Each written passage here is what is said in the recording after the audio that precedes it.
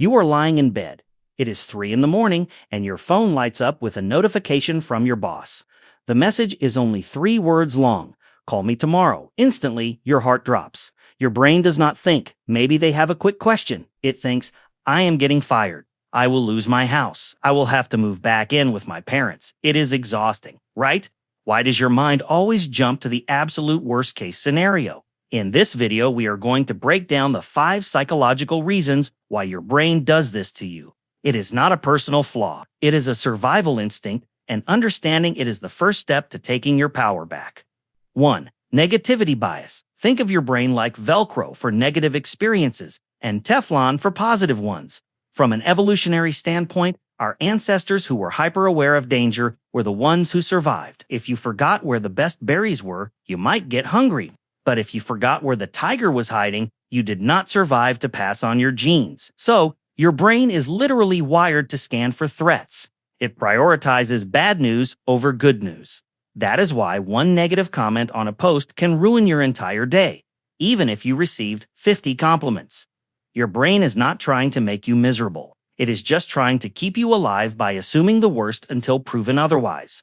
2. Anxiety of uncertainty. Humans are pattern-seeking creatures. We crave closure. When we do not know what is going to happen, our brain experiences a neural hiccup. It hates a void. To fill that void, it grabs the most familiar story. And unfortunately, the most familiar story is usually the one we fear the most. It is a mental shortcut. If you are waiting for medical test results, your brain is not going to sit in the boring space of, we just do not know yet. It is going to spin a dramatic narrative to explain the silence. This is your brain trying to prepare you for a potential threat so that if the bad thing happens, you are not caught off guard. It is the brain's way of trying to protect you from the shock of a negative outcome. 3. Catastrophizing as a coping mechanism. This is when your brain uses the worst-case scenario as a way to feel in control. It sounds counterintuitive, but think about it. If you plan for the worst, you feel like you have a plan. You are an amateur fortune teller, but you are only predicting doom. This is a defense mechanism. By imagining the absolute disaster, you think you are bracing yourself. You are essentially trying to emotionally rehearse the pain. The logic is, if I expect the worst, I will not be disappointed or I will be prepared. But the reality is, you are just putting yourself through the emotional torture twice. You are suffering now, and you are suffering later if it happens. You are trying to control the uncontrollable by imagining the worst possible outcome. 4. Availability heuristic. This is a fancy term for a simple idea. Your brain judges the likelihood of an event based on how easily it can recall similar events. If you recently watched a news report about a plane crash, suddenly you are terrified to fly. If a friend told you a story about getting into a car accident, you might feel anxious driving. Your brain is taking these vivid, easily accessible memories and using them as evidence that the worst will happen to you. It overestimates the risk. This often leads to a loop of rumination where you replay the negative event in your head, making it even more available and likely in your mind. Your brain is essentially being a biased researcher, only looking at the negative data points and ignoring all the thousands of safe flights and car rides that happen every single day.